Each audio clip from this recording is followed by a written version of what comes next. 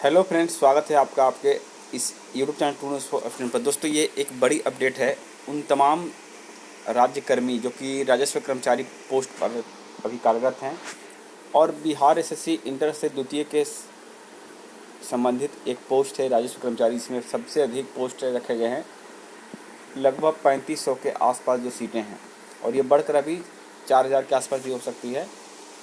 तो उसी पोस्ट से संबंधित मैं एक महत्वपूर्ण बिंदु पर चर्चा करने वाला हूं।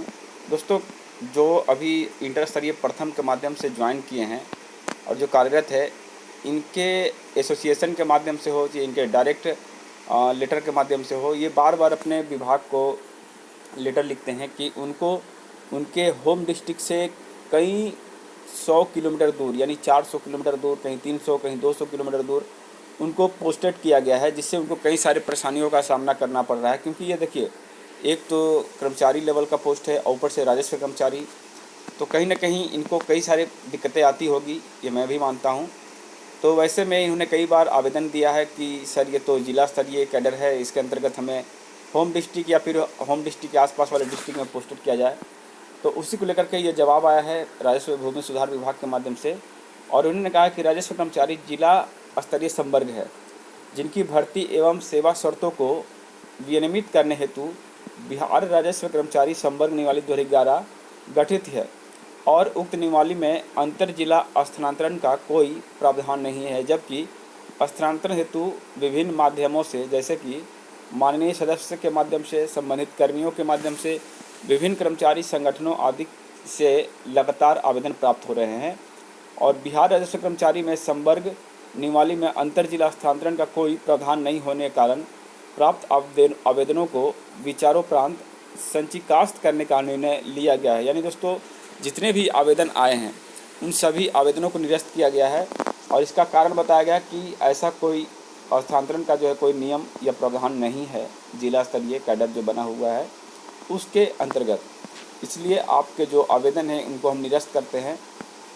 और फिर कहा उन्होंने कि उक्त निर्णय के आलोक में अंतर जिला स्थानांतरण हेतु प्राप्त सभी आवेदनों को संचिकास्त किया जाता है।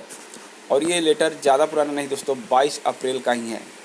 तो जो भी ये सोच रहे थे कि उनका जो है पोस्टिंग जो है वर्तमान जहाँ पे वो अभी कार्यरत हैं वहाँ से उनकी पोस्टिंग उनके ज़िले के अंतर्गत या फिर अगल बगल के ज़िलों में उनका पोस्टिंग किया जा सकता है, लेकिन ऐसा कुछ यहाँ पे देखने को नहीं मिला।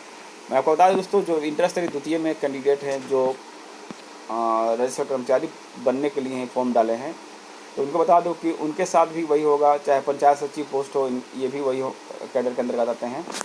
क्यों दोस्तों? क्योंकि यहाँ पे देखिए, एक तो वैकेंसी सबसे अधिक होती है, तो लगभग आपको जितने भी पंचायत हैं, तो अगर जिन पंचायतों में पहले से लोग कार्यरत हैं इंटर स्तरीय प्रथम के माध्यम से, तो बचे हुए जो आपका पंचायत होगा उसी में आपकी पोस्टिंग होगी। और ये कहाँ होगी इसकी कोई गारंटी नहीं है, क्योंकि यहाँ पे लॉटरी सिस्टम होता है। और इतना समझ लीजिए कि आपको किस्मत अच्छी रही तो अगल बगल ज़िलों में मिलेगी, महिलाओं को मिल भी जाती है, लेकिन पुरुष कैंडिडेट को बहुत ही दूर भेजा जाता है। अगर मान लीजिए आप पूर्व में, बिहार के पूर्व ज़िले में कहीं स्थित है, तो आपको पश्चिम में भेजा जा सकता है, उत्तर में, दक्षिण में कहीं भेजा जा सकता है। मैंने कई सारे स्टूडेंट को देखा है कि जो पटना में के स्टूडेंट थे उनको पश्चिम चंपारण भेज दिया गया, किसी को रोहतास भेज दिया गया, किसी को नालंदा भेज दिया गया।